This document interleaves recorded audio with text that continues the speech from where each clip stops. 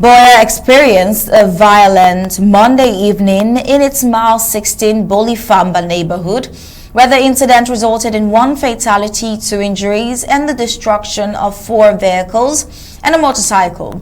These were the consequences of non-compliance with the Amazonian state-enforced seat-at-home order.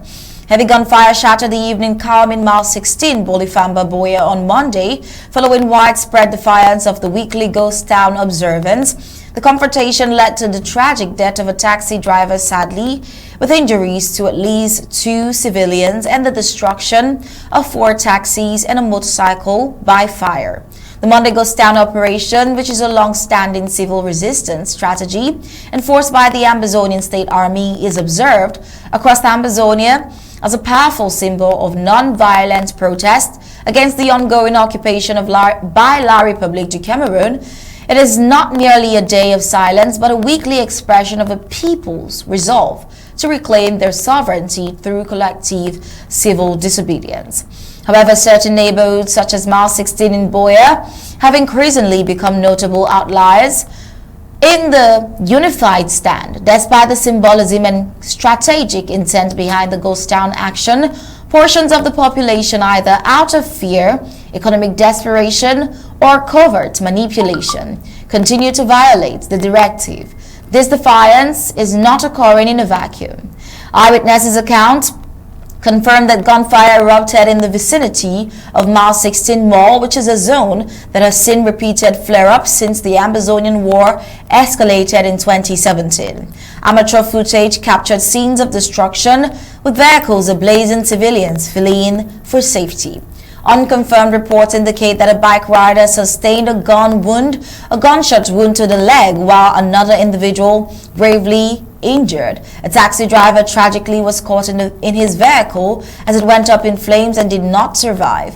Security updates are still unfolding, but the incident has once again placed Mile 16 at the center of the violent resistance, a reflection of deeper infrastructure within a population caught between loyalty to the liberation struggle and allegiance to colonial norms.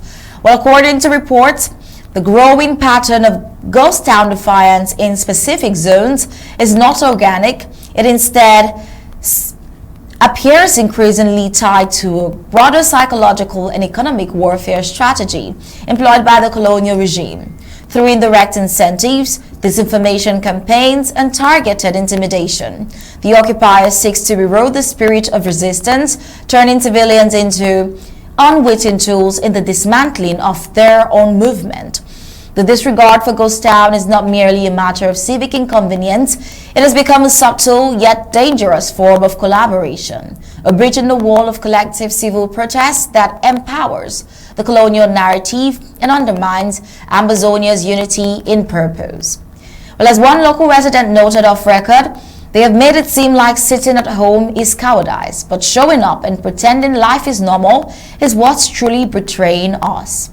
Now, while the use of violence is neither to be condoned, the current state of affairs demand a critical reflection, not just on the tragic consequences of these confrontations, but on the underlying forces attempting to chip away at the symbolic and strategic strength of the ghost town tradition. Now, how can a nation move forward when parts of its bodies are pulled backwards by strings it cannot see? Is a question that lingers.